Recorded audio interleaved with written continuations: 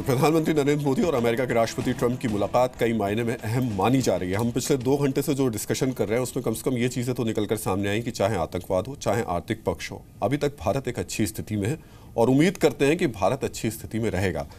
अचल मल्होत्रा साहब, last comment आपसे लेना चाहेंगे कि इस मुलाकात को क्या सिर्फ आप मुलाकात की तरह देख रहे हैं या आप मान रहे हैं कि ये एक नया आयाम होगा, नई उम्मीद होगी और भारत के लिए खासतौर से फायदेमंद होगी? राहुल जी, ये मोदी जी की 5वीं विजिट है, लेकिन फॉर ऑल प्रैक्टिकल पर्पसेस मैं इसे पहली विजिट मानता हूँ, क्योंकि एक नया इंतज़ाम है, नई सरकार है, नए प्रेसिडेंट हैं जिनके पर्सनालिटी के बारे में बहुत कुछ कहा गया है। तो मैं समझता हूँ कि इस विजिट के बाद अगर आप जॉइंट स्टेटमेंट पे एक सरसरी नज़र भी मारेंगे तो आपको एक क्लियर पिक्चर नज़र आएगी कि आगे का हमारा रोड मैप क्या है, किसकी क्या प्रायोरिटीज़ हैं, और वो सब सामने उभर के आई हैं। ऑफकोर्स आतंकवाद, सिक्योरिटी कोऑपरेशन, डिफेंस कोऑपरेशन और रीजनल कॉन्टेक्स्ट में Afghanistan, north Korea, middle east, Indian ocean, Indo Pacific ocean, ये सब प्रायोरिटीज़ निकल के आई हैं। ट्रेड के मामले में जो बात खुल के सामने आ रही है वो ये लगता है कि दोनों साइड्स अब की जो करंट स्टेटस है उससे खुश नहीं है। कंप्रिहेंसिव ट्रेड रिव्यू की बात करी गई है, दोनों देश के जो मिलाकर के सब कुछ अच्छा लग रहा है कि कोई इनोवेटिव क्रिएटिव आइडियाज लेके आए।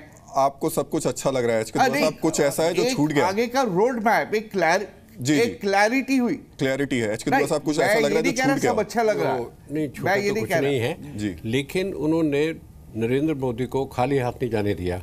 वो है सलाउद्दीन का और पाकिस्तान का नाम लेने में, टेररिज्म में।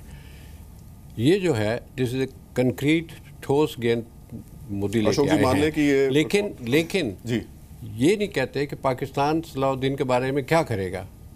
कुछ लग रहा है आपको भी कुछ करेगा? आपने डिक्लेयर तो कर दिया है, क्या पाकिस्तान उन पे कुछ करेगा कि नहीं? अगर दबाव बना रहेगा तो जरूर कुछ करेगा।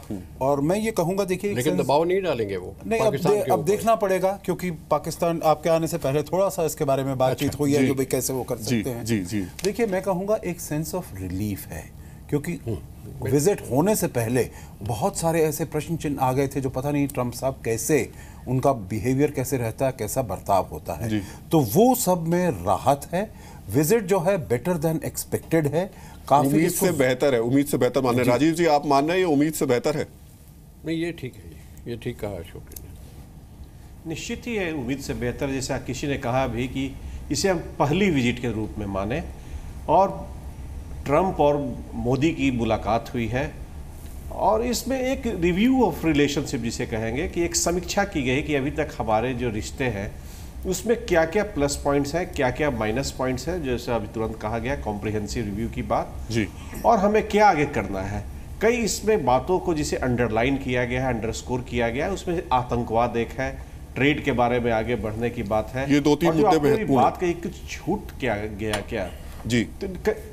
हाँ, तो देखिए, छूटने वाली जो बात है, आप नॉर्थ कोरिया का जिक्र करते हैं जब प्रोलिफरेशन नॉन प्रोलिफरेशन की बात करते हैं, प्रोलिफरेशन नेटवर्क की जी, और पाकिस्तान का नाम नहीं लेते हैं, ये कहीं ना कहीं बात छूट गई है थोड़ा। पाकिस्तान छूट गई है।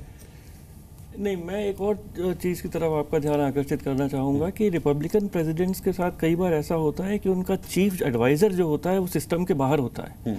जैसे नियोकॉन्स वगैरह थे बुश के साथ, इनके जो चीफ एडवाइज़र हैं ये इनके सन इन लॉ जैरेड कुशनर हैं और इनकी बेटी इवांका ट्रंप है। तो जो बहुत ही एक अच्छा हमारे सिस्टम ने किया है कि इवांका ट्रंप को जो यहाँ इनवाइट किया है फॉर ग्लोबल एंटरप्रेन्योरशिप पार्टनरशिप के बाद में भी एक डायरेक्ट लिंक रिश्ता बना रहे, डायरेक्ट लिंक रही। मैं समझता हूँ ये भी बहुत मतलब अब हम लास्ट कमेंट बस आपसे लूंगा। मान के चले कि बिल्कुल ये पहला फैमिलियराइजेशन विजिट था और आउटकम में अगर देखेंगे मैं 10 on 10 दूंगा, बिकॉज जो बॉन्डिंग पहले नंबर मिल गए 10 on 10 के, लेकिन रिजल्ट तभी आ गया जब कुछ चीजें जमीनी हकीकत पर हमें देखने को मिलेंगी।